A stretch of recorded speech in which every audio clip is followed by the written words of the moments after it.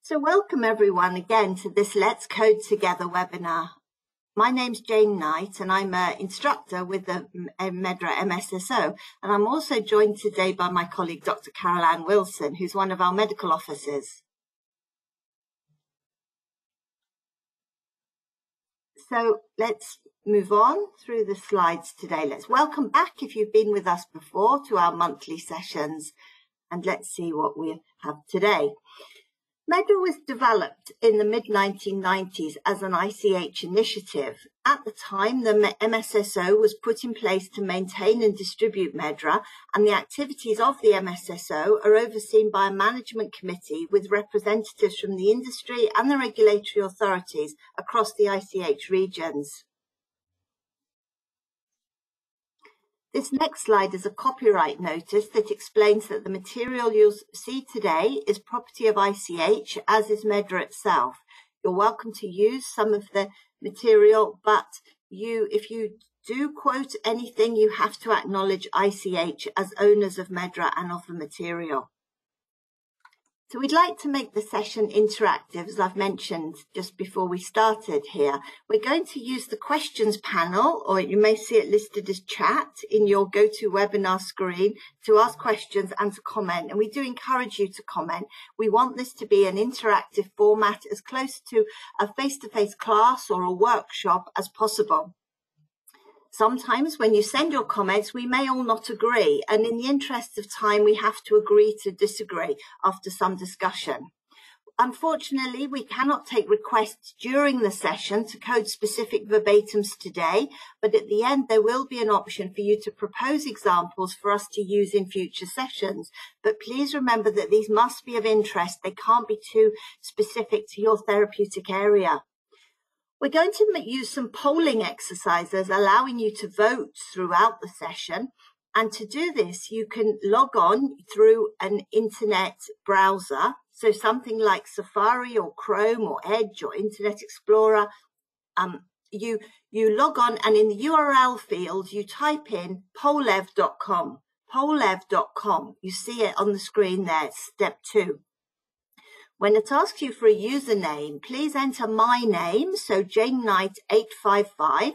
This will link you to the presentation. It's completely anonymous. You don't need to enter your own name. You need to enter Jane Knight 855. That will allow you to join. And if you forget the details, or if you didn't catch that, it's in the chat. You have a look in the chat and you'll see it there. So our first slide, I can see it's working already. We've got people from the UK, like me, France, Italy, Germany, India, Russia, Baltic States, across Europe mainly, plus a few of you in India. Welcome, wherever you are in the world, welcome. And welcome back if you've joined us at a previous session. We've made available for you today access to our web-based browser on a temporary basis. So if you don't have access to a web-based browser and you want to access it during the session, you can use this one. The username is training, and here's the password on your screen. You might want to take a snapshot of it if you've got your phone handy, take a screenshot, or we can put it in the chat for you. Caroline would put it in the chat for us. You access the web-based browser from our homepage, as you see on the screen there, the top right-hand side, there's a link. Okay, so take it. So just to introduce the session, sometimes there's not an exact match for a verbatim, and sometimes there's more than one possible approach, and that's something we'll discuss today. Even the points to consider document, even sometimes there are options offered, acceptable approaches to handling a term. And sometimes it's the case that we understand terms differently. That's why it's good to discuss, and that's why we do these sessions between Caroline and myself.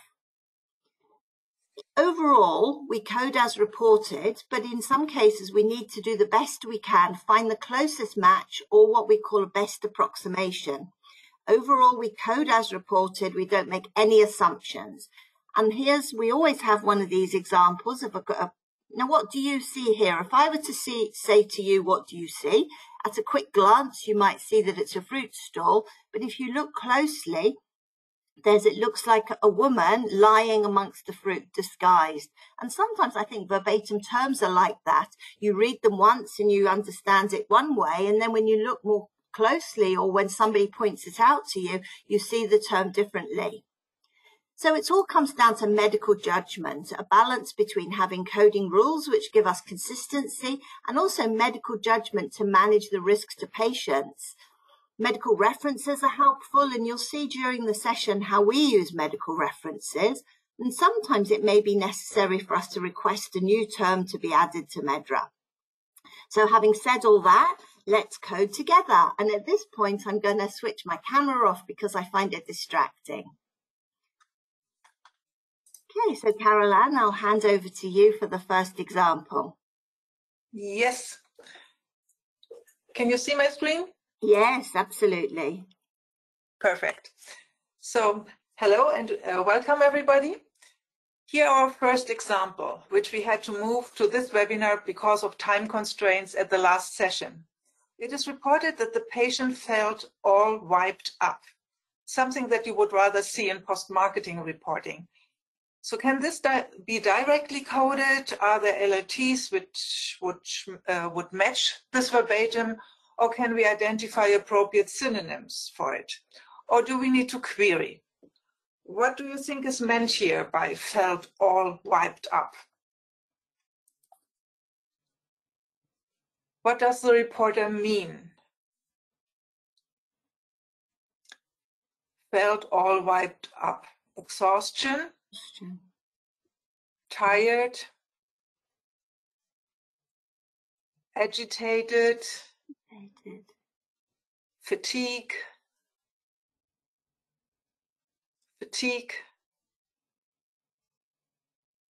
tired. So most of you are considering this, I would query, yeah. Query. Yeah, it's really the patient felt tired, exhausted. So most of you are looking for tired, feeling tired, exhausted, or some dead-like, feeling dazed.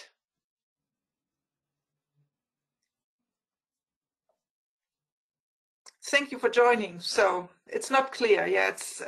You may want to query this term, but others say, well, I would rather consider this as tiredness as exhaustion.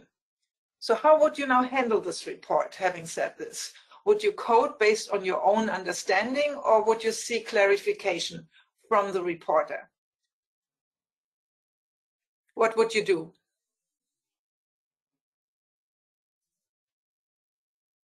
So most of you seem to decide to seek for clarification, to query this term. But a few also would code based on their own understanding. Thank you. So let us look into the browser and see what we can find. If I open the browser and enter wipe and search for a match to this search string, there is no hit. So we won't find any term, any LLT in MEDRA that contains the information wipe. So what can we do? It's a feeling. It is a subjective feeling that was reported, not a sensory disturbance in the neurological sense, just a feeling. So let's check in SOC general disorders, do a top-down search here. It's not an administration site reaction, body temperature, condition, complications associated with device, fatal outcome, therapeutic and non-therapeutic effects, tissue disorders. Let's check general system disorders, NEC.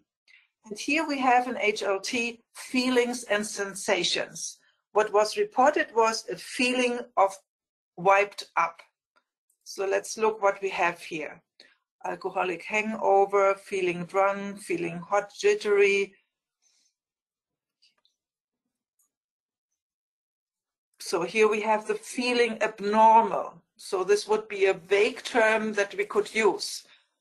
Now let's check the LLTs underneath. Maybe there is an even better term for what we have reported here, better LLT. What we find is feeling lifeless, feeling stoned, spaced out. So there are some LLTs that could really reflect what has been reported here, an abnormal feeling. But under the same HLGT, we will always also find the HLT asthenic conditions. And here we have the PT fatigue, and several of you have proposed this LLT fatigue, and also tiredness,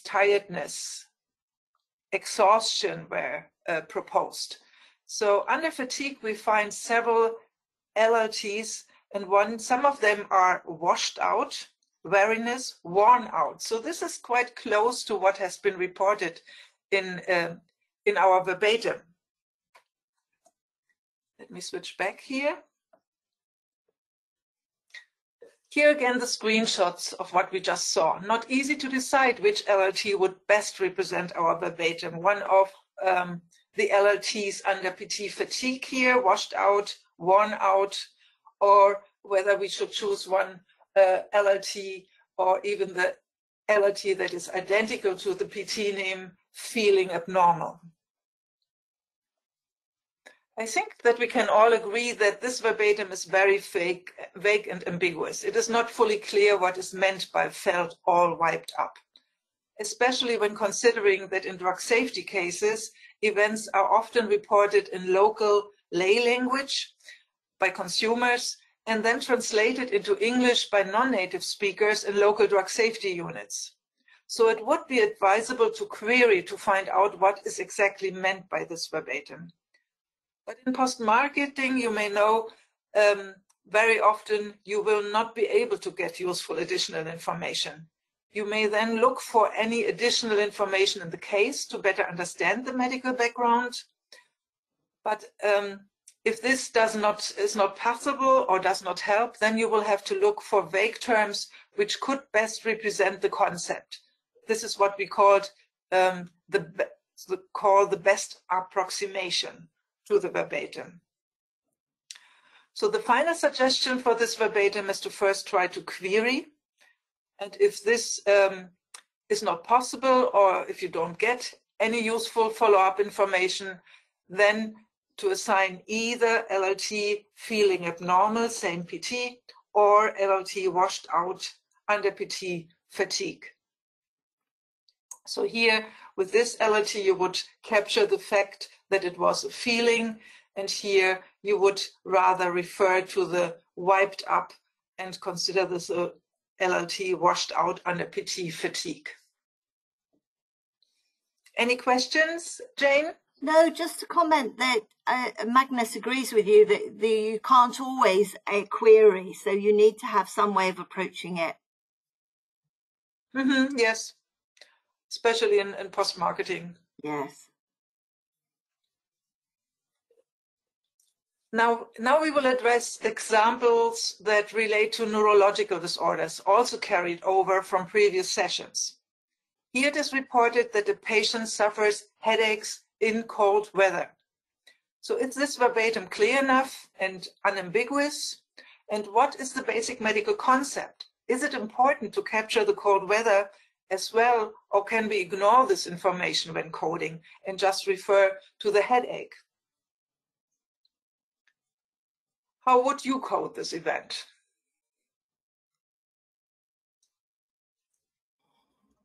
So I see that most of you would vote for cold stimulus headache, but others would also just code headache or split code to headache and exposure to cold temperature. So I see that many of you did their homework based on the verbatims that we have distributed. So let's check MEDRA again. So if I search for headache only,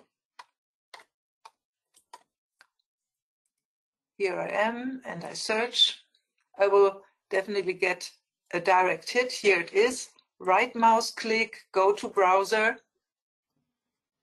and here I am in nervous system disorders. And I can now check all the LLTs under PT headache in order to find something that could relate to cold weather, cold temperatures, but nothing is there. No cold term. So if I now add the information cold to the headache and search, then I find the cold stimulus headache. And you can see that this PT, this really makes a difference on PT level because cold stimulus headache is represented on PT level. And if I go to the browser again, you see it's grouped under the same HLT like as headache, but it's considered a separate, a single individual medical concept. It is also called ice cream headache. If I open it, here it is, ice cream headache, and may manifest as a short, sharp pain in the forehead after eating or drinking or inhaling something cold. And it can also occur when suddenly exposing the unprotected head to cold temperatures, such as in cold weather, as reported in our verbatim, or by diving into cold water. So this is the cold stimulus headache. Let me switch back. What could we learn from looking at this verbatim? First, try to capture as much of the information as possible. Don't stop when finding LLT headache, but look for more specific terms that would also capture the reported specific subtype of headache. So look for a combination term. But always stay as close to the verbatim as possible, code as reported. So do not add information by coding to an LLT like cold dysesthesia that was also proposed in our poll. Always keep the actual reported term in mind if an LLT looks suitable. What was reported here was a headache, a specific type of headache, not a dysesthesia or cold intolerance. And with this, the final suggestion for coding this verbatim is LLT cold stimulus headache, which is grouped under the same PT. Are there questions, Jane? Yes, we've got some comments here. Interesting. A term suggested is sensitivity to weather change and also chosen together with headache. And the reason being that our verbatim is unclear. People may get a headache in cold weather, even though not being exposed to it in terms of weather sensitivity. Hence, the exposition to the cold weather is some kind of assumption. By choosing your cold stimulus headache, it may be that they've got a headache just because it's cold outside. Yeah, but it's not reported actually that it's a headache that occurs when the weather changes. It's really referring to the coldness, to cold weather. So that's why when following the rule to really look at the verbatim and follow what is reported here, I would rather stick to the cold stimulus headache. You prefer that one. So we've had a couple more. Martin also says maybe cold weather could be low pressure weather. So weather sensitivity would cover that because it's a bit more general, I suppose. I would have taken it as if it's cold, I think of temperature. I wouldn't think of low pressure myself. Yeah. These are all valid interpretations, but you know, we would really, first of all, you would then need to query. So the question would be, is it worthwhile to query such a report? Yeah. Or whether you would rather really stick to what is reported here, its headache and cold temperature, and then combine this information by assigning the cold stimulus headache. But by selecting the weather sensitivity and the headache, you are capturing the event, but it doesn't seem as specific because you're not capturing the type of headache to me. No, it's an interpretation, and the specific information that is provided here is the basic condition, the headache, and the circumstances that is the cold weather. And I would combine both and make it a cold stimulus headache. And we also, I think, to point out, we do look things up. So if you're not familiar with the term cold stimulus headache, I look a lot of things up. And so before I chose it, I wouldn't just choose it based on the words in it. I would look and to see what that means to check that it fits the scenario I think that I've had reported. Yeah, that's why I describe what the cold stimulus headache actually is, so that it's really something that occurs when you eat something cold or drink something cold or inhale something cold, or when you expose your head to cold temperatures, either in cold weather or by diving into cold water. Thank you, Caroline. Okay, then I give it back to you, Jane. Yes, thank you.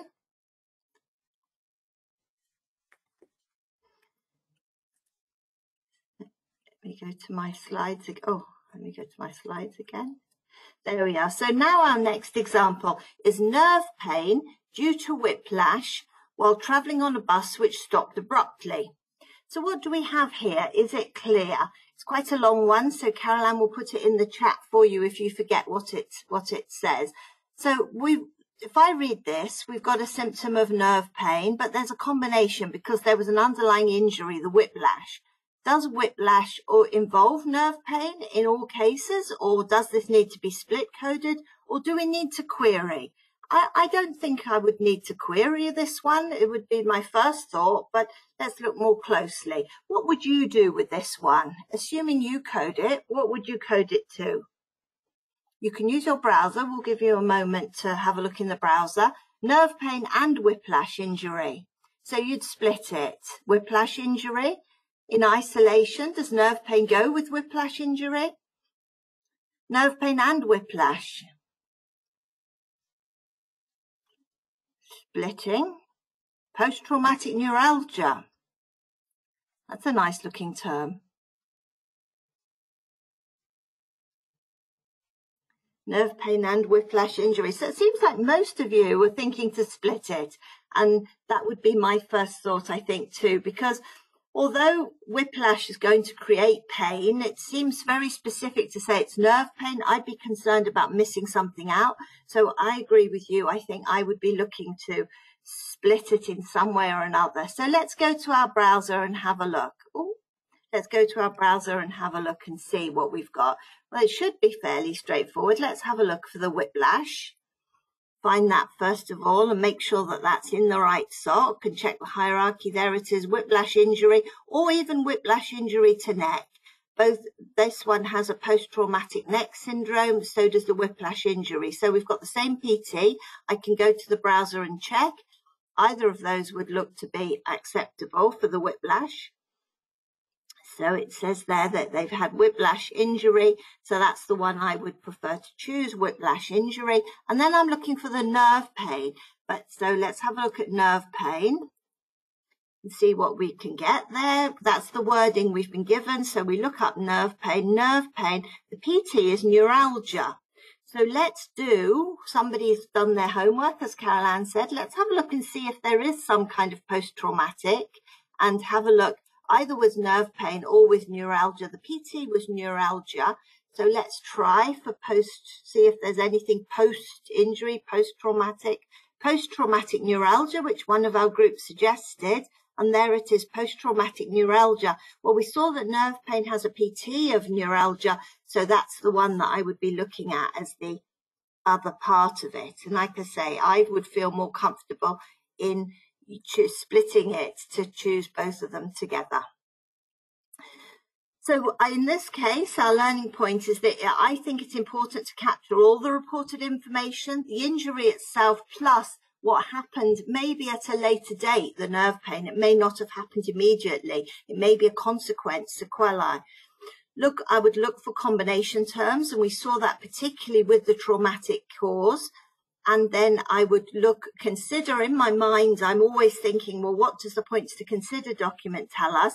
I think immediately of diagnosis, signs and symptoms. But in this case, I would rule that out because I'm quite happy in my mind that the nerve pain is not as such a symptom. It's a complication or follow on from the injury. And so our final choice would be whiplash injury with a PT of post-traumatic neck syndrome, and also to capture the nerve pain by post-traumatic neuralgia. Do we have any questions on that one, Carol Ann? Any thoughts on that one? Let me check.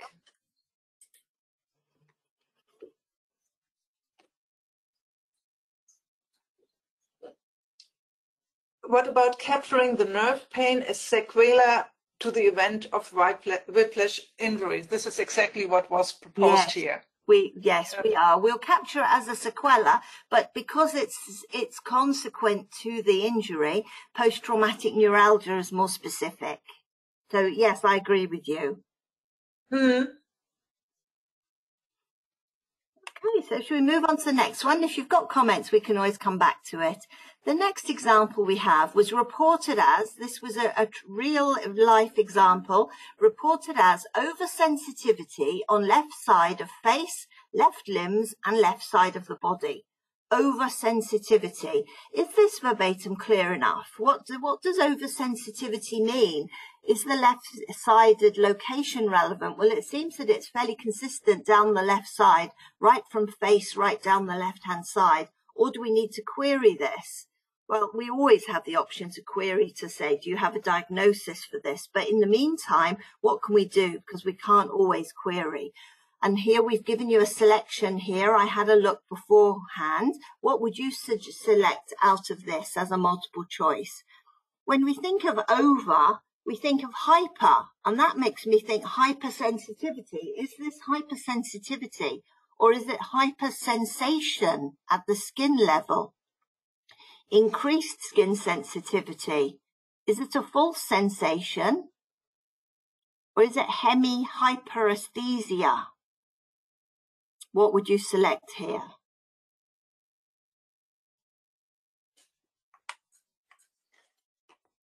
Just give you a moment for a few more of you to have a think. I see the numbers rising. Okay, so let's move on and see where you're leaning. Well, the majority of you, the largest vote is for hemi-hyperesthesia, and some of you are changing your mind now. Don't be led by it. Let me lock the poll so you don't have a chance to change your mind anymore. Seems like hemi-hyperesthesia. So let's have a look at that term and see what we've got. Well, I'm going to start with sensitivity because that was the word we've got. As you know, hypersensitivity makes me think of something completely different. I start thinking of allergic reactions. So I'm going to have a look at sensitivity and see what comes up in Medral. We've got a lot of terms there, so that's not. Let's try and add something else. I won't add hyper. Let's add increased, and we'll find some of those LLT options that we gave you. So we've got increased skin sensitivity or touch sensitivity increased. Let me choose this one as a way to come across to the browser and have a look around. See what others there are. Increased skin sensitivity. Well, I think that makes me think that's what's been reported. That's the concept. Hyperesthesia is the PT. Increased skin sensitivity. Hyperesthesia. Increased sensitivity, and we've got hyperesthesia skin. But if we look up here, we have this one that some of you chose in the multiple choice, hemi-hyperesthesia. Well, hemi-hyperesthesia, like any other term that says hemi, would suggest that it's one side of the body affected. And here it's a judgment call. If it had just said left leg, I wouldn't be considering that. But because it says the whole left side of the body, that seems like a good option, hemi-hyperesthesia. And that's in line with your thoughts in the multiple choice. So let's go back to our slides there. So these are summing up there, just showing you again the placement of those terms, how we've got two PTs. We've got PT of hyperesthesia, and you can see some of the terms underneath it showing the increased skin sensitivity in the nervous system. But another PT in the same area is hemi-hyperesthesia, and that one is more specific because of our left-hand side. So we would code as reported, not making any assumptions. I don't think we have made any assumptions there. Use medical judgment, the neurological concept that the left side of the body is significant in this case because it's the whole left side. If you are unsure, you've always got that option to seek clarification or ask if there is a diagnosis or a cause for this. And consider that the report may have originated in another language. And so just keep at the back of your mind other information. If you have the information in front of you in the case, make sure it's not hypersensitivity that has been mistranslated to oversensitivity. But being as left-sided as it is, that makes me think neurological. So that would be my final suggestion. I agree with all of you. Good. Any thoughts on that one? Anything to share with us? No comments. No, we're still. So moving on to our next example again, carried over from last time, another real example. This was reported end-of-life care for a 95-year-old man who was confused, persistently crying and trying to get out of bed. This was upsetting his daughter. Therapy was changed because his agitation is uncontrolled by morphine or sedatives. So it's quite a lot being reported here.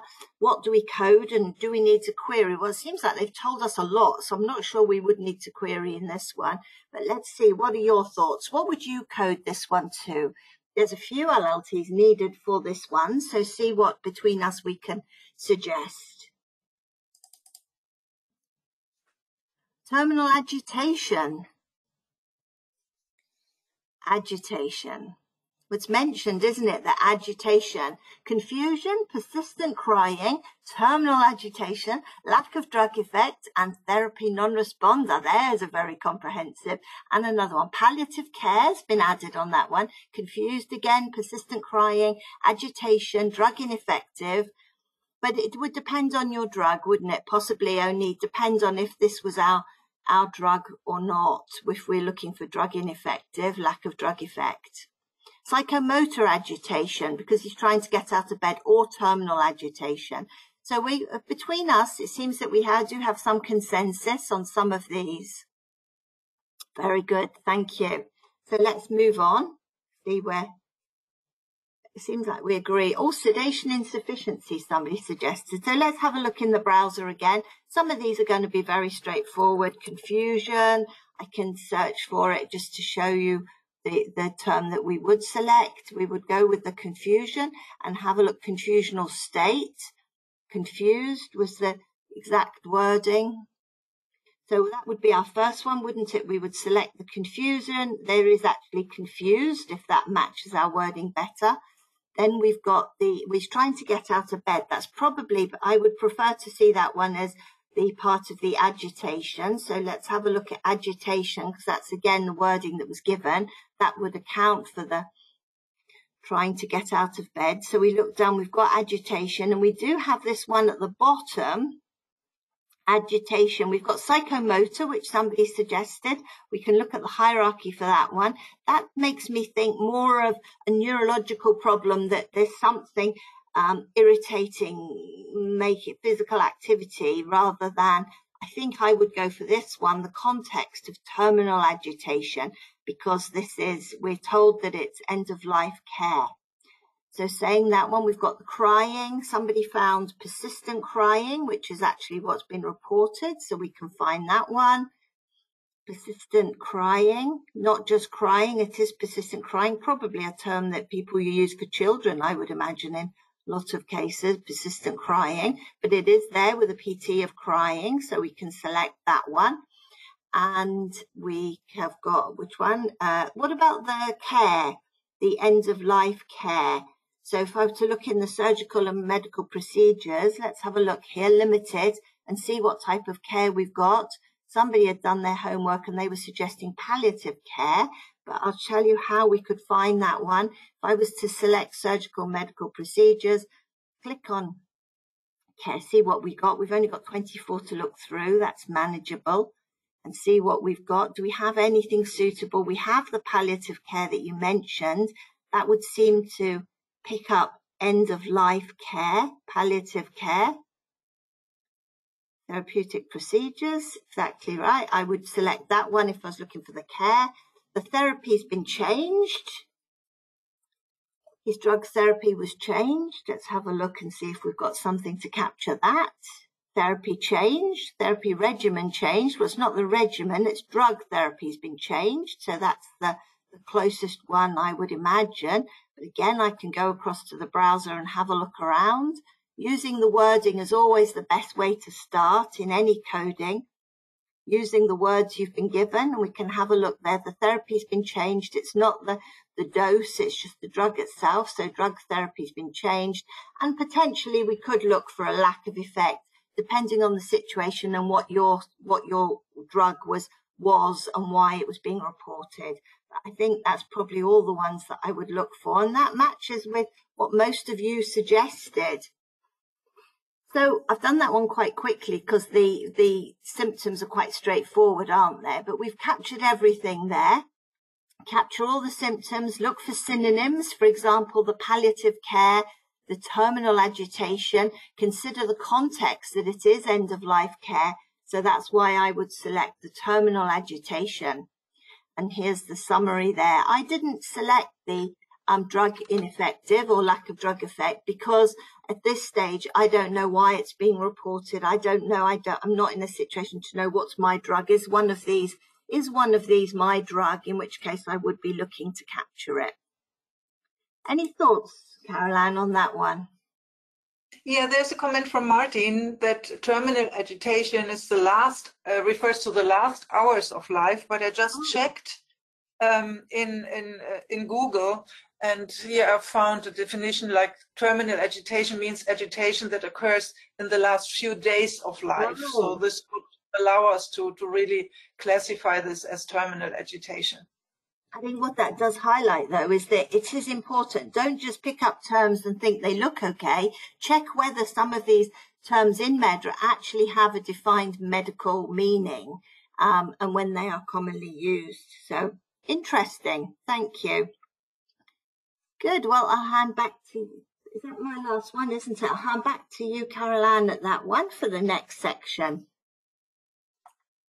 Yes. So here we are. Thank you, Jane. In this example, we are told that the patient was rebellious about everything and refusing to take the medication. Again, we first have to decide whether this verbatim is clear enough to code or if we need to query. And if we do not find a term for being rebellious, are there any synonyms that we could use? What LLTs would you select here for this verbatim?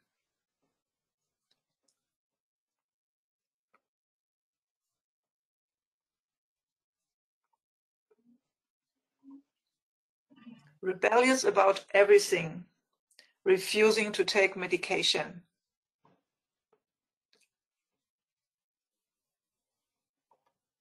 Defiant behavior, refusal of treatment by patient. Yes, the refusal of treatment by patient needs to be captured. Defiant behavior.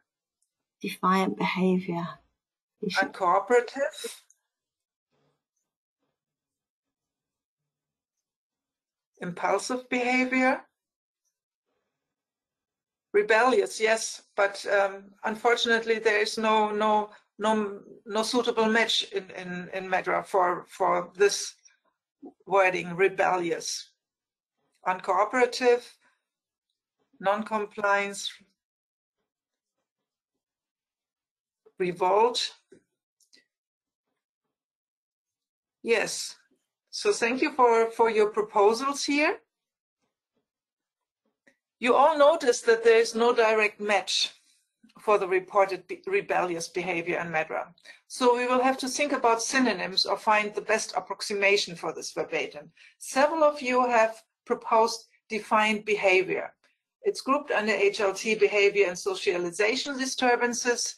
So this term rather describes an uncooperative behavior, and this was also reported, uncooperative behavior. Mm-hmm. In my view, it does not fully fit what is reported here, because to be rebellious is something, for me, it's something different. So now let's look at other PTs that may fit. First of all, some LLTs like argumentativeness or challenging attitude, or also quarrelsomeness. So these are grouped under PT aggression. Argumentativeness describes personalities who show a tendency to disagree or argue with other people, but rather in an angry way. And a quarrelsome person is somebody who likes to dispute, who shows a confrontational attitude. So it has an aggressive touch, all these attitudes. Also, of course, combative reaction or challenging attitude.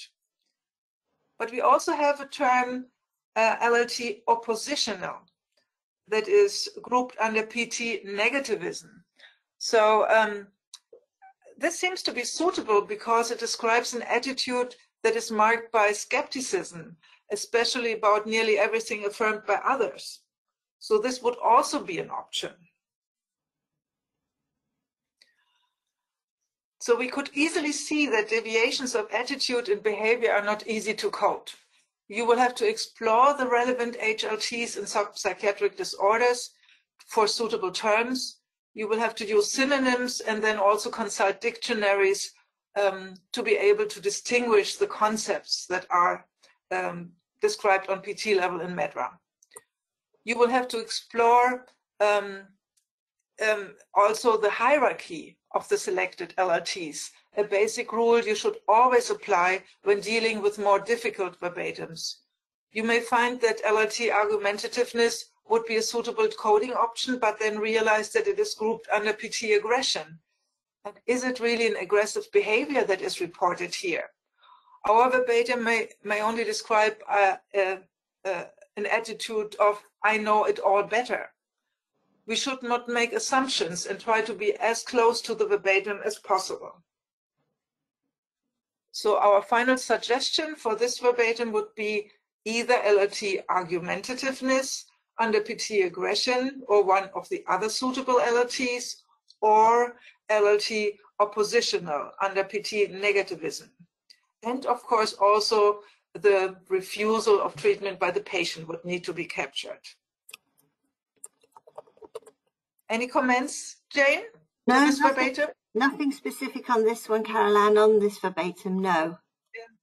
Yeah, it's always all these socialization disturbances, behavior, adjustment disorders, really difficult to code. It's always necessary to refer to medical dictionaries in order to better understand the respective, the definitions of the respective conditions that are represented in MEDRA. Yeah. You had a different opinion here. You rather tended, so I personally would prefer oppositional under PT negativism. So somebody who is oppositional rejects the opinion and views of others, is deliberately opposing rules or norms. Yeah. So it results in non-conformity, non-compliance, but doesn't imply that this person must be aggressive. This is my personal opinion on this. See, I coded this term originally, and my first thoughts was around the argumentativeness, but we've talked a lot, haven't we, Caroline, about this example, and I think about it, you're right that when you rebel against something, so it's that defiance, it's that against the stimulus, against something, rather than provoking it, confrontational attitude, as you've said. So I think I've come round to your way of thinking, although it's only by really studying it closely that you do see. And I think you're right, that an oppositional approach, because you're opposed to something specific, in this case, the treatment. What about the example somebody gave us, patient uncooperative, and I was looking in the browser, that one's a social circumstances term, isn't it? The patient uncooperative. Yes. So I'm always a bit wary about using social circumstances terms, especially if it's an adverse event. Yes, I agree. It does describe the situation, but it doesn't capture the disorder as such. But it's quite a nice term to capture the whole context of overall. Let's have a look and see if we've got another. Somebody's given us. Oh yes, Marianne was just reminding us about patient uncooperative. Is it wrong? I wouldn't say patient uncooperative was wrong. I think it was only the placement when I checked the hierarchy. Because when I saw it, I thought, well, that's a good term when somebody suggested it. But actually, I think I would rather capture the psychiatric problem, the element of it. I'm not saying they've got a psychiatric condition, but the behavior itself, rather than just describing it as a... Yeah, because it's reported that this patient is rebellious about everything, and refusing to take the medication is just one aspect of this behavior. Mm. It's interesting. I hadn't thought about that one, but yeah. Thank you. Thank you all for your comments. Okay, then I will continue. We will now start with a series of verbatims which relate to a new topic, procedural terms. Here it is reported that the tenosynovitis stenosans of the right middle and ring finger of a patient was released. So is it clear what is meant? Does this describe a procedure or surgery or a medical condition, or both, so that we have to consider split coding? Or can we find a combination term that would capture both the diagnosis and the procedure? So the verbatim clearly represents a combination term describing an underlying condition, that is the tenosynovitis stenosans of the right middle and ring finger, plus the treatment by surgical release.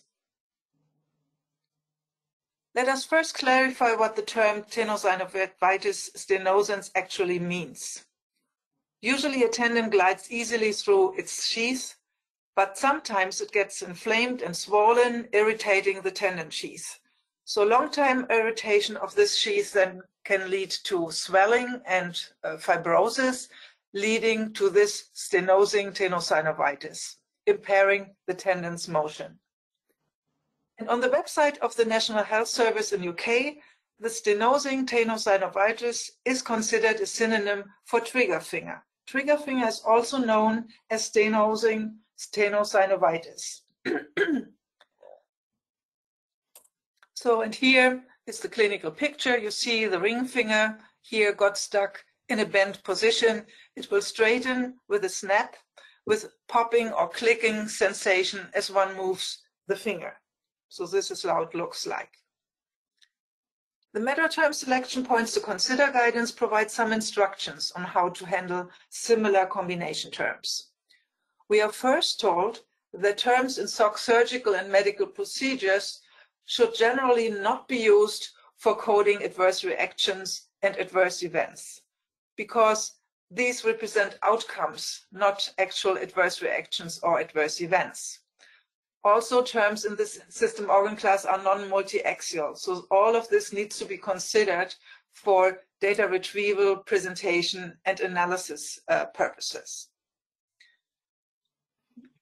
And then we are told that if only a procedure is reported, then of course we should code the procedure. So patient had a transfusion of platelets, then we would assign platelet transfusion, or patient had tonsillectomy in childhood, we would assign tonsillectomy. But here in our case, we had a combination term. So here a procedure was reported with a diagnosis. And here the points to consider document provides us with a preferred option for coding.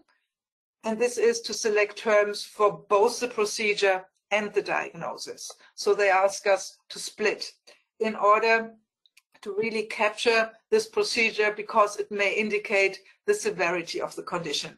You see here an example, liver transplantation due to liver injury. Of course, splitting and capturing the liver transplantation really captures the severity of the condition. So this is a serious liver injury. But of course, you could also choose the alternative option and code to the diagnosis only, so only the liver injury. We will now again browse MEDRA and see what we can find, search for a suitable combination term first. So if I look into, well, here we are, surgical and medical procedures, SOC. The tendon is a soft tissue therapeutic procedures. Here we have the tendon therapeutic procedures, tendon graft, tendon operation, tendon sheath, incision. So here we have the tendon sheath incision, and an LRT underneath that is trigger finger release. So this really is a nice hit, and it really seems to be a perfect match for our verbatim. Now let's look into soc musculoskeletal and look for the diagnosis, that is the tenosynovitis. And search again. Here we are. Go to the browser. We are now in soc musculoskeletal, and here is our tenosynovitis stenosans. It's represented on PT level. It's considered a distinct medical concept.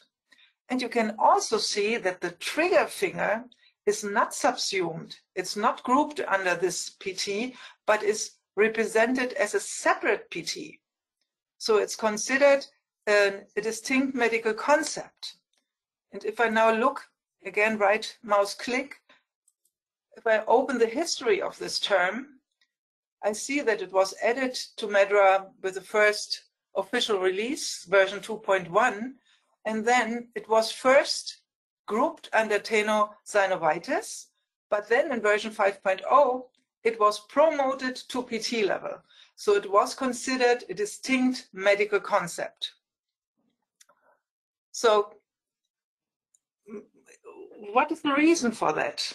Can the diagnosis trigger finger also relate to another condition, not just to stenosing tenosynovitis? Let's first, so this really shows that there must be a reason behind why this LRT was promoted.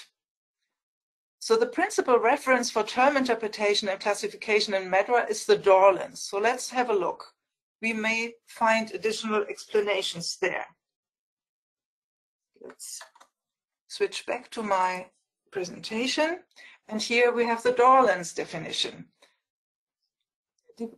Dorlans defines trigger finger as already mentioned before, a finger liable to have momentary spasmodic arrest or flexion or extension followed by a snapping into place, but specifies that a trigger finger can not only be caused by stenosing tenosynovitis, but also by a benign thickening of the flexor tendon forming nodules. So this is why trigger finger is a separate PT and not grouped under PT tenosynovitis stenosans. Now, would LRT trigger finger release still be a suitable combination term for our verbatim now? PT trigger finger release relates to both underlying pathological conditions, the stenosing tenosynovitis and the thickening of the tendon, the nodules. Both are treated in the same way, by performing a tendon sheath incision.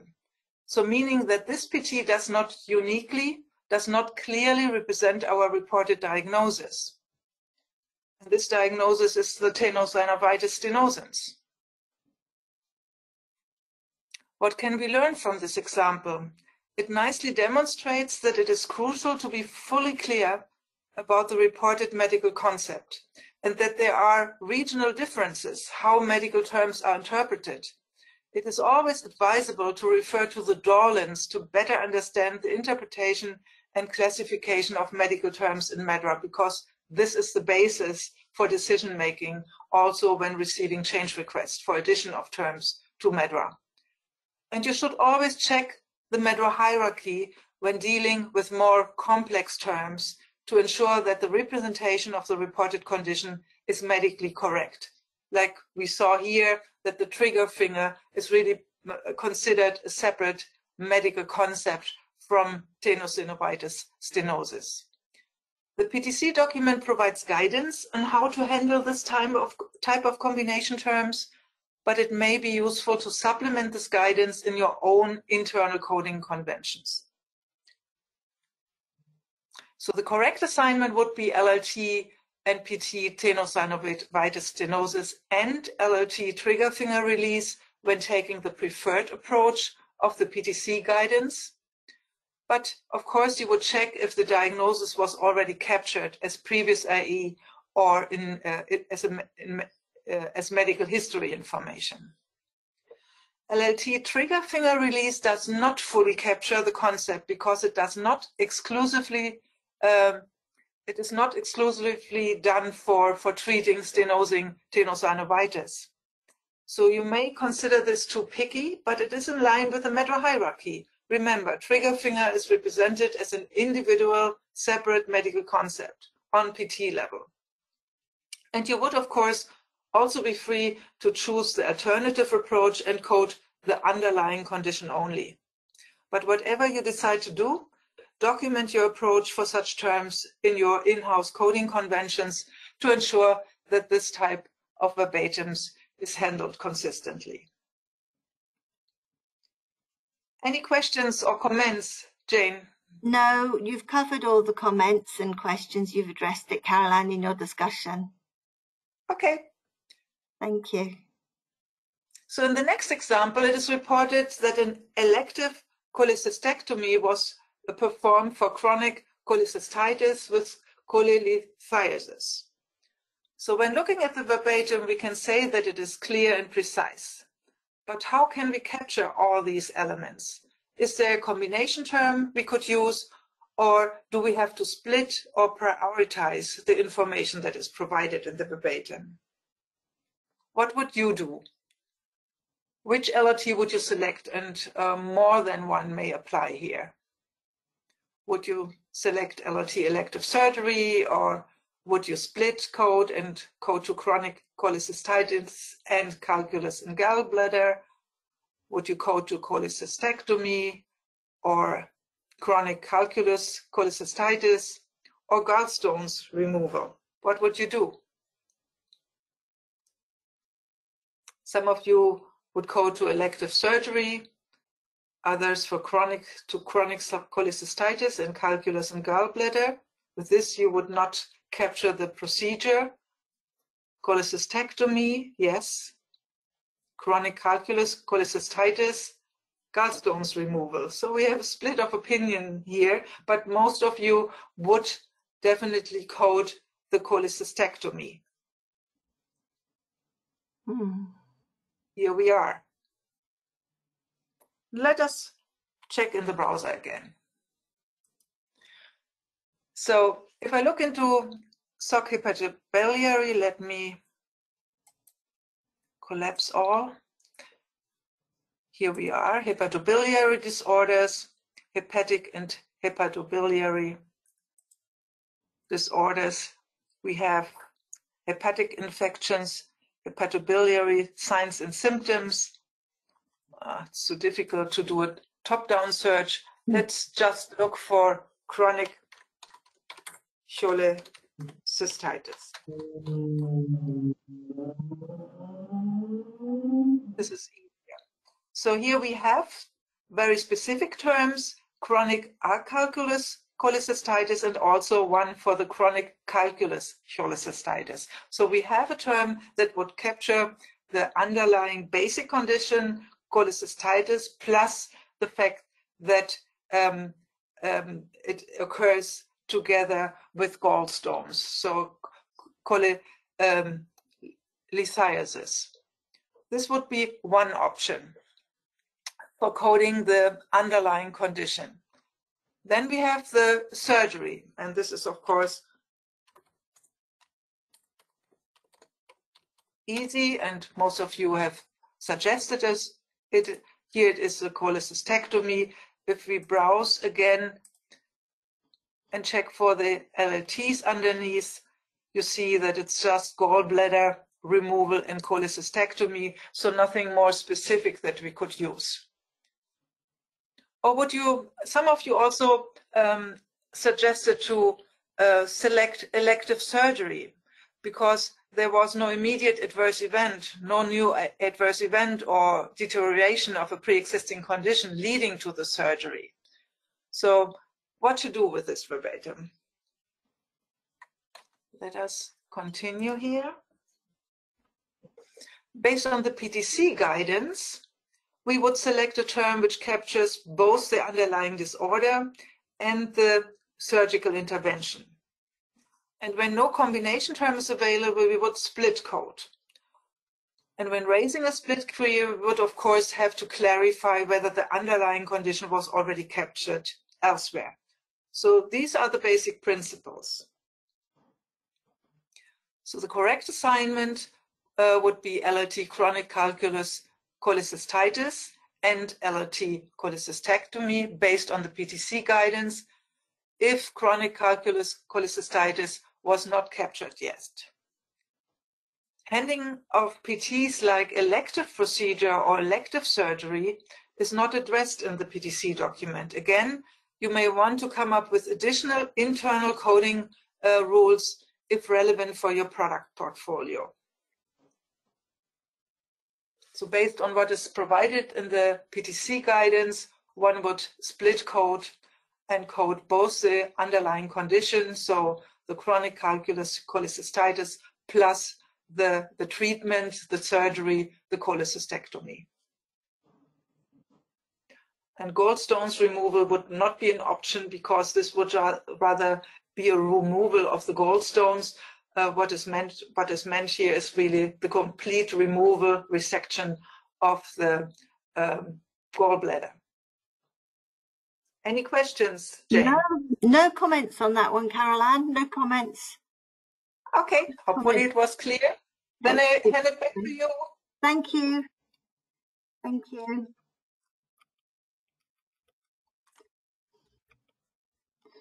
So let me go to our next example then. Our next example is removal of colon mass. Well, that one's a nice short term. What is that telling us? Well, something's been removed from the colon, presumably surgically, but what is it? Do we have enough information to code it? Are we happy with mass? Is there a combination term we could use for the removal and the mass itself? Or do we need to split that into two terms to capture, as Carol-Ann's just been describing, the surgical procedure and the underlying condition? So let's see.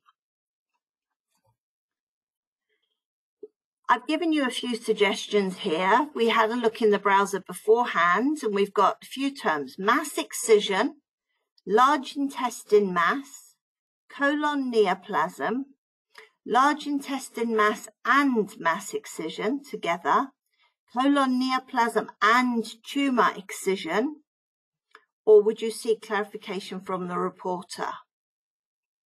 So what would you do with this one? Here are some options. It looks quite a straightforward term when you first look at it, but when you start thinking more deeply, or when you look at the terms that are available in MedDRA, it makes me stop and think.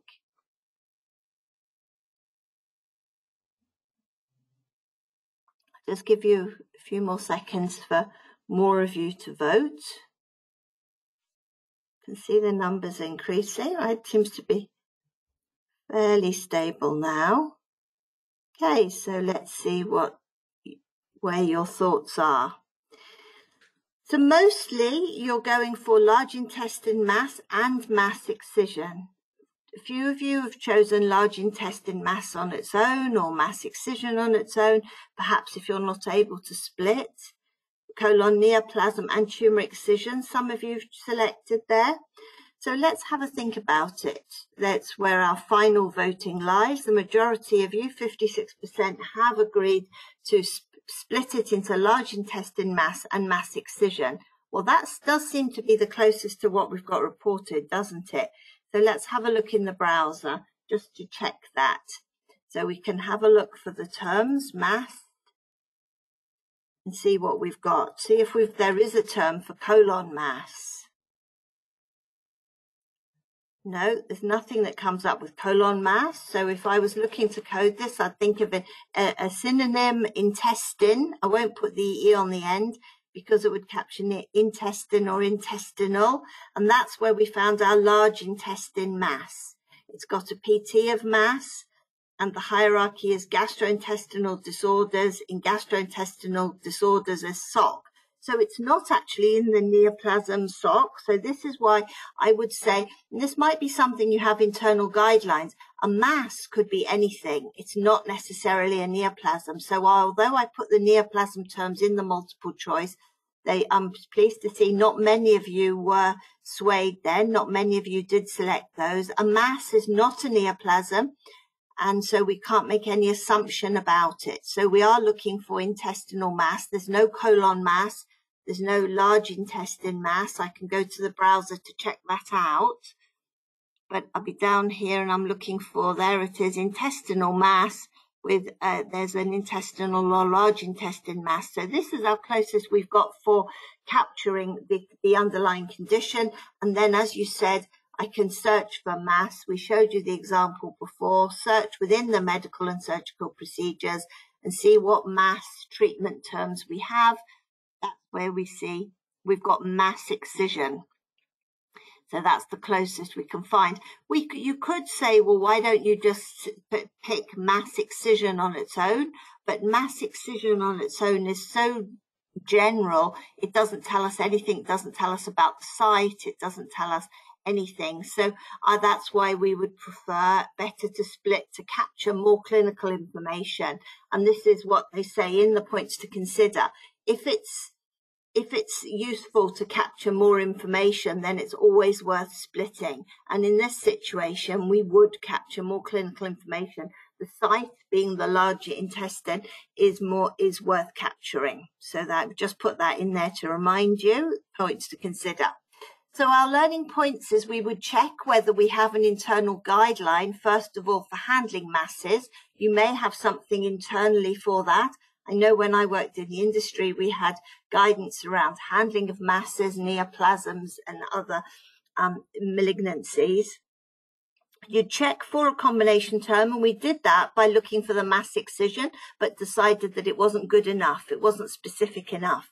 So that's why we followed the points to consider section 3.5.4, which explains that splitting can be useful to capture more information.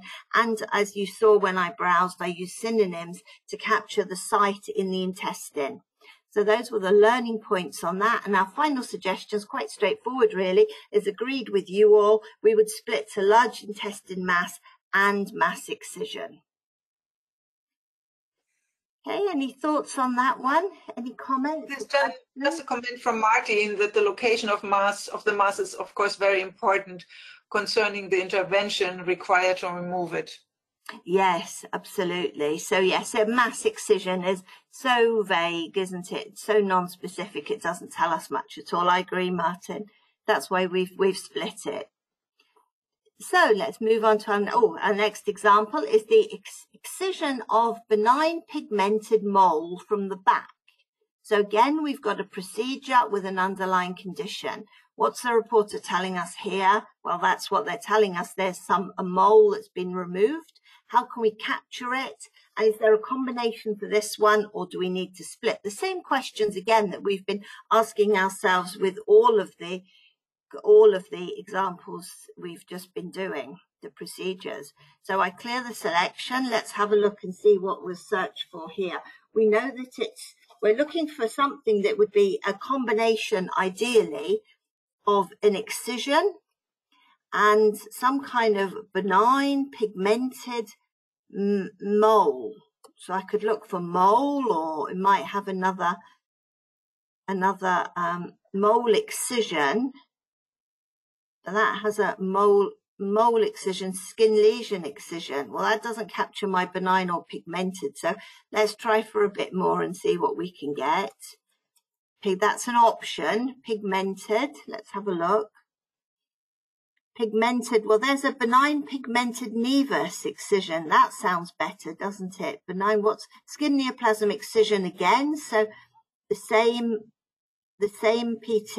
Let's go to the browser and have a look and see if there's any others nearby. That sounds like a good one, because it's a combination. It captures the procedure and the underlying condition almost exactly. Skin neoplasm excision, and here I have a number of skin neoplasms reported underneath it, and there's my benign pigmented nevus excision, which is perfect.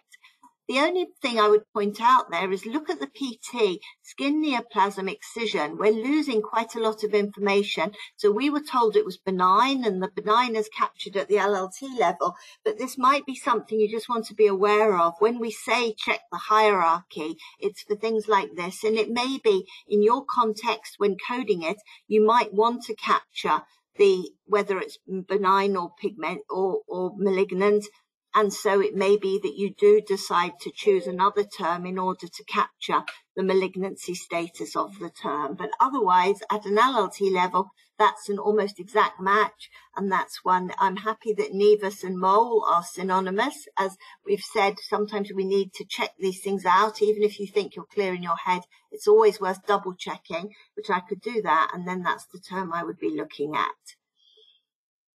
So this is where I've just summarized that here to show you again the PT, pointing out that benign is not represented at the PT level. There are the two terms, the American English and the British English. And so our learning points is that I would look in the browser for a procedural term that captures both the underlying disorder and the intervention. I would check the hierarchy, and I would consider if I had any internal data retrieval requirements. It might be for analysis that you're going to be looking for the different types of neoplasms or tumours, and to distinguish malignancy or not, in which case you might handle it differently. And you may then decide to split and capture the procedure and a separate term. But in most cases, that one LLT will capture it. Benign pigmented nevus excision, and as I mentioned, they consider the context for histology. Okay, so any thoughts or comments on that one? Anyone got any comments? That seems quite a straightforward one.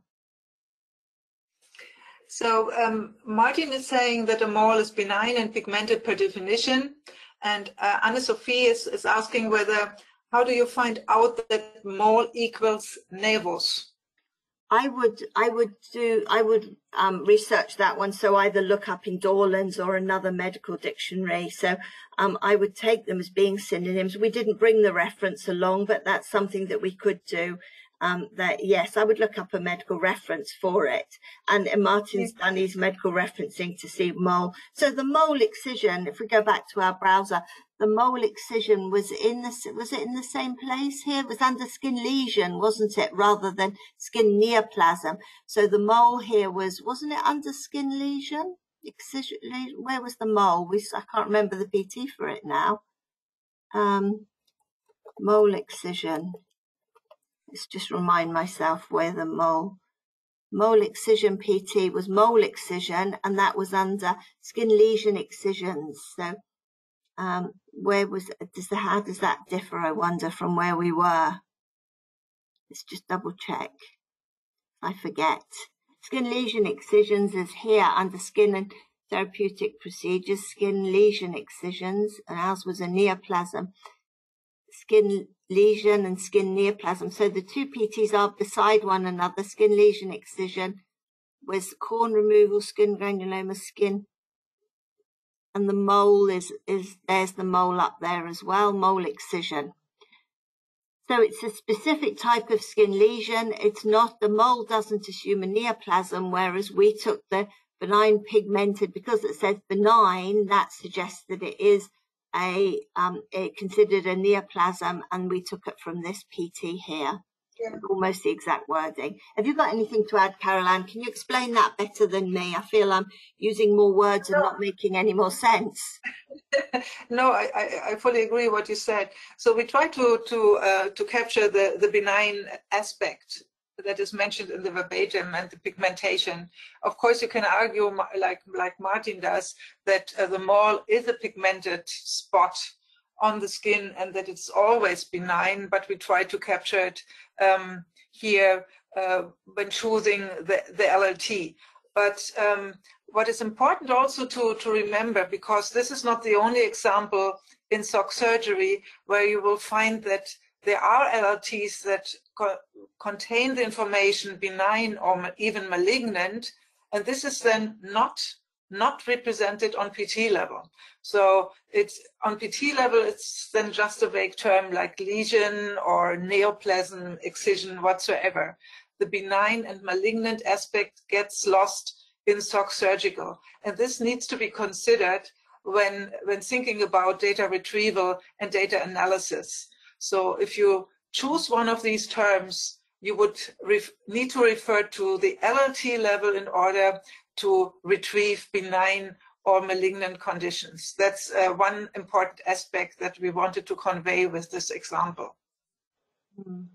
That's right. That was the point, wasn't it? Thank you. I'm going to have a look at, the history and see when these terms were added and what was the rationale, why mole excision was placed where it is and now benign pigmented. I'm going to do some research. You can do that in the WebCR tools. So I'll do some research afterwards to see if I can find the rationale for the placement of those. Yeah. Then there's a question, would you try to cover the site as well, e.g. the back in the current example? No, not really. I think skin, I'm happy with skin. If you often see terms, we had one, didn't we have one earlier? We had this skin sensitivity I tend to think that if the site being reported suggests it is skin and a pigmented, so that to me suggests it's external to the skin, I'm happy with skin for that. And then there's another interesting comment to our previous examples, referring to our previous example of the large intestinal mass. Yeah, you are interpreting that this is large. So the large is considered a descriptor for the mass here by our attendee. Well, we could. I think we find it in the concept descriptions in the browser, Jane. Oh, in the browser? In the browser, in the concept descriptions. Yes. If you look. Intestine? Large intestine. Yeah. No, not intestine. Colon?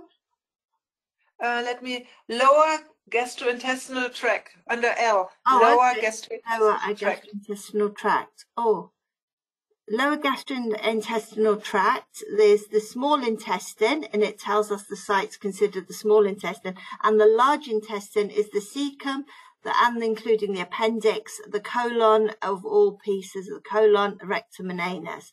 That's considered large intestine. So when we say large intestine mass, it's referring to the location of the cecum, colon, rectum and anus, rather than saying it's a large neoplasm, a large mass. It's not saying large mass, it's saying a large intestine mass. That's the difference, isn't it, Caroline? Have I understood that correctly? Yes, that's exactly. I didn't know that concept description was there. Well done. Good. Yes. Good. So any other questions or comments on that one? I'll go back to the slides from next example. No further comments. Thank you, Caroline. The next example is a resection of Saphenous vein for coronary bypass surgery. So what is the procedure here? They're removing a vein for a coronary bypass surgery. Now, is this one operation? Is this done together? Is this a separate operation that we need to be capturing the vein and leave the coronary bypass surgery? Or do we need to capture them both? These are the thoughts going through my mind when I see that verbatim. And again, this is one that was actually reported. So some of the principles we've talked about already would count here. Things like what's already been reported. Coronary bypass, somebody, phlebectomy. Coronary artery bypass graft. Vessel harvesting and coronary artery bypass. Coronary artery bypass graft, vessel harvesting. You're mirroring the conversations that Carol Ann and I had when preparing for this session. Saphenectomy and coronary artery bypass. Yes, coronary bypass. So we've got it seems like our group is either coding it as one operation, and the comments just come in there, it is one operation, resection of the vein for cardiac grafting, saphenectomy and coronary artery bypass graft, or just the coronary artery bypass graft. Does that contain the removal of the vein? So let's see what we've got. Thank you for your thoughts. Hopefully everyone's had. I think we're back to the beginning now. So let's go back to back to our slides. Let's stay there. Let's have a look first. So I did some research to find out, is Saphenous vein commonly used with coronary artery bypass graft, first of all, to say, is this a common thing? And I found an article there found on PubMed that yes, this is the common vein used for harvesting in preparation for the coronary artery bypass graft. So I was happy there that Saphenous is normal, if you like, it's typical. I then did some research to find out, is it a single operation? And we can see there that it's either the Saphenous or the radial artery that are typically used for a bypass graft. So that made me think it was part of the same operation and would be done at the same time. So let's browse MEDRA and see what we've got here. So I would have a look first for the coronary artery bypass graft. Coronary artery bypass. See what we've got for the operation, for that operation, because we want to make sure that operation is captured. It may have already been reported and captured. I could check that to see has it been captured separately, but the likelihood is that this is all one operation. So although it says that it's removal of the vein for the coronary artery bypass graft, is probably being reported as one operation. So coronary artery bypass, and there we are, we have the abbreviation of CABG, cabbage. We have some options for multiple vessel bypass, single, double, triple. So if you have more information, you can select a more specific LLT. But the concept is a coronary artery bypass graft. That's the concept I'm trying to pick up. And I could have a look for, as some of you had found, either phlebectomy, which means the removal of a vein, or saphenectomy, as some of you said, which would be the saphenous vein. Saphenectomy, that's what we saw in our references. So saphenectomy with a PT of phlebectomy, which one of you suggested. And again, I can go to the browser and look at the options around that one. To make sure saphenectomies, I'm sure we're not going to get anything. It's even there listed, the saphenous vein being removed is listed as a specific site for removal. So to me, that suggests that it's there for a reason, because it is commonly reported and commonly used in such a frequent operation. So saphenectomy is our option for removing the vein. Somebody suggested vessel harvesting, so we can have a look at that. I think that's quite a nice one if it's selected, if it's reported on its own, but it's less specific, isn't it? Vessel harvesting. And this is the conversation Carol Ann and I had beforehand. I was proposing this one, vessel harvesting, but as Carol Ann pointed out, the saphenous vein and saphenectomy is more specific. It does tell us the site, whereas vessel harvesting doesn't tell us anything. And saphenectomy is commonly used for that. So having them together, it would make sense and it would appear that they were related. So that's as much research as I would do on that one. And the learning point says I would consult medical references to understand the surgery and whether the procedures are conducted concurrently. And I know from my experience in coding, it sometimes can be quite difficult when you have a whole list of procedures reported together in one verbatim and it's one operation and you're trying to get them split, or you're trying to find something which captures them all. But in this case, it is one operation, removal of the vein in the leg to use for the bypass, and we would check whether the bypass had already been reported and coded separately, and maybe consider any internal coding conventions, particularly if this was your field of interest. If this was something you were working in that area, maybe with a specific drug or device that's related to it, then you may have specific internal coding conventions. If the bypass surgery has not been reported separately, we would select coronary artery bypass graft, based that we do need to capture that, and the saphenectomy is part of that operation. If you feel more comfortable, you can capture the saphenectomy separately, as we've shown you. And certainly if the bypass surgery had already been reported, then I would be looking to code this one to saphenectomy. That's more specific than vessel harvesting. Okay, so that's as much as we would propose on that one. Do we have any other thoughts, Carol Ann? Anyone got comments on what they think of these? Yeah, Magnus is asking, for the difference between zapinectomy and phlebectomy, because he could not find a comprehensible differentiation. He assumes that zapinectomy may be whole vein removal and that phlebectomy was just a part of the vein was removed. But I think that it may relate to both. So it could, both of them, phlebectomy and zapinectomy, could relate to a part of the vein that is removed, either the saphena or an unspecified vein, or the complete vein. So I think there is no difference. I thought saphenectomy was more specific because it's telling you the location of the vein that's removed. The specific vein that was either completely or partly removed. Completely or resected, so at least partly taken out. That's why, yes, that's why I would have chosen that one. Thank you very much. This may also require some coding conventions, because you often have this scenario where something represents one single surgery, like, for instance, cataract removal and artificial lens insertion.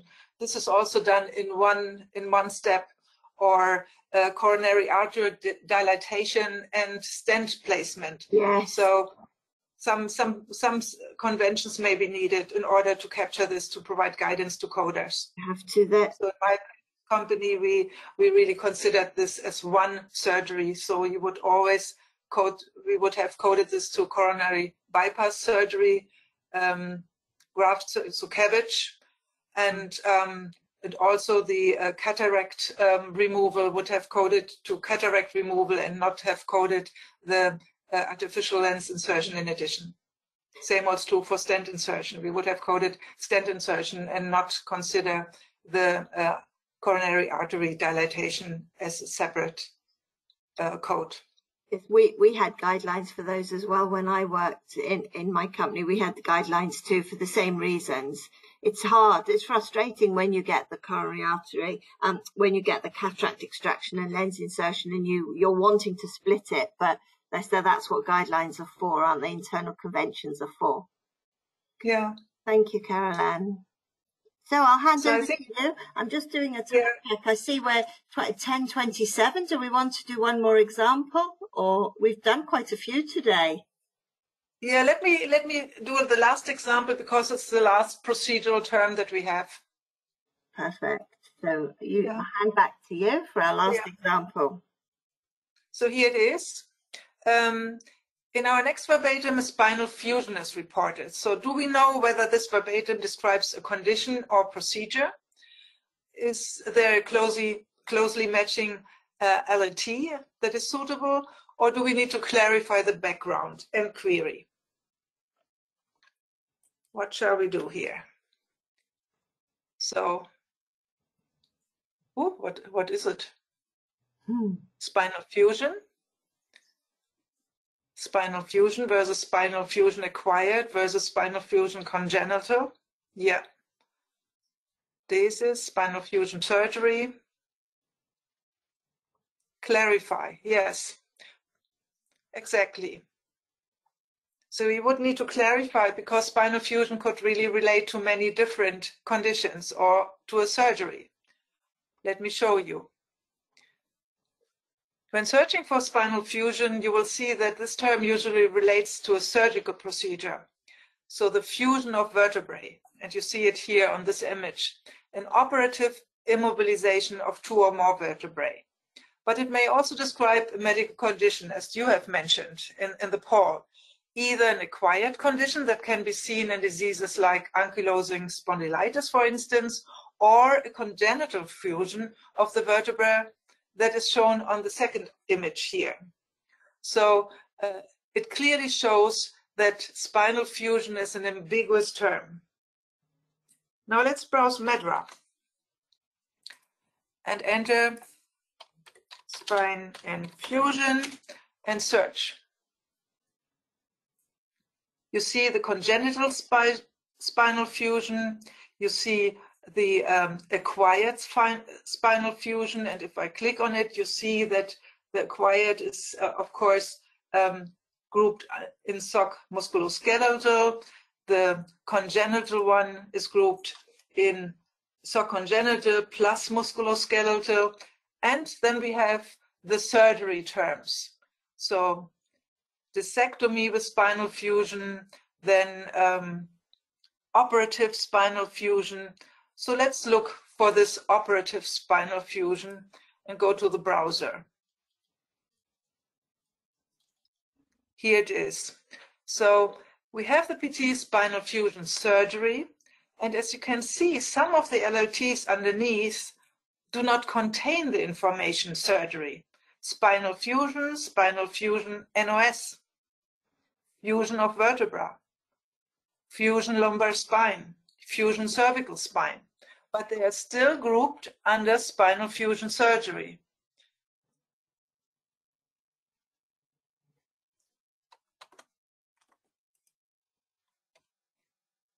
So this is really important to understand. You have to explore MEDRA to better understand the reported medical concept at first. You would need to consult medical references to understand what is being reported. In this instance, you would understand this is an ambiguous term because MEDRA performs a clear classification of the unspecified spinal fusion terms, but this may not reflect reporting practice. So in case of ambiguity, you should really seek clarification from the reporter. So the final suggestion for this verbatim is to query the term and to ask whether the reported event describes a surgical procedure, a congenital, or an acquired condition. And if you are using an autoencoder to support coding in your organization, it may also be helpful to avoid autoencoding of similar ambiguous terms or also very general MEDRA terms, like, for instance, PT infarction or necrosis, by compiling a list of, so to say, always query terms, or as we called it in my previous company, blocked term list, in order to exclude these terms from autoencoding in your coding process. So this is an ambiguous term, and it is clearly classified based on the definition in Dorland's as a surgery, because spinal fusion usually refers to a surgical procedure, but as I said, reporting practice does not only reflect that. So it may very well relate also to a medical condition, either acquired or congenital. Any comments? It's just that comment about spinal fusion, how it is the closest match, but it is ambiguous. So as you just explained. Yeah, and when showing it in the browser, you see how important it is to always check the hierarchy of a term, in order to make sure that it is really classified appropriately in MEDRA, based on your verbatim. And then there's a comment saying that in an ECRF, you would capture the surgical procedure separately from the diagnosis. So if that was the case, you might be clear, based on what field it was, that it was a surgery. So that would be different, wouldn't it? If you knew this would be different. Yeah, that would be different. If you knew it was on a surgery field, then you would know it was a surgery report. Of course. But if you have a central coding organization, then you would need to provide this information that this refers to a surgery CRF page, so to say, to the coders. Otherwise, they wouldn't know. It might be in a separate table sometimes if it needs to be separated. Yes. So that's a good thought. Thank you, Caroline. That's all on that example. We've got one comment coming on the previous example about saphenectomy, that saphenectomy is done as a treatment for varicose veins, and therefore that's the way that term should be selected in MEDRA. But if it was a coronary artery bypass, it would be better to select vessel harvesting, because that's what would be done in the way it would be referred to for that operation. Yeah. Maybe difference of opinion, or I'll go and do some research on that one. But the different. Okay, I think we will have to stop here. Yes, we will stop. Do you want to do the wrap up? Would you continue? Yes, I can take it back. Okay. Absolutely. So, yes, let me take the presenter role back. There we are. So, take that there. So, okay, so show my screen. So just to wrap up, we are a couple of minutes over. Sorry about that. We have some points for you here, some links that you may find useful, the browsers, the frequently asked questions, the email address. If you want to send us any suggested verbatims for future, you can send them either to Carol Ann or myself or to our help desk. And we can't give you an answer straight away, but we can try to bring it into a future session. And if you've sent us some already, we haven't forgot them. We are coming back to them, as many as we can, in month by month. So then there's a couple of other points there for you where you can access the points to consider document and the training schedule. We'd love to see you again at a future one of these sessions. Here's our contact page if you don't know how to get hold of us. Also some QR codes there. You can join one of our local speaking WhatsApp groups on your mobile phone. So it's in Russia, in Spanish and in Chinese. And we have and French, we have in Chinese is a WeChat group, not a WhatsApp group.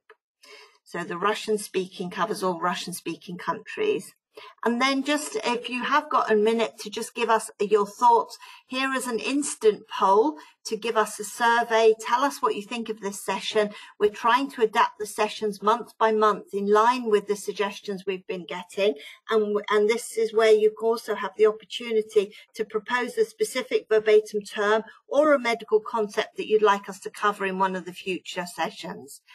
So I hope you've enjoyed the session today. We very much enjoy doing it and seeing you all. It's nice to see names coming back in the list month by month. Very nice to have your input. So anything else to add from you, Carol Ann? Nothing to add from my side. So thank you all very much, everyone, and stay safe. Enjoy the rest of your day.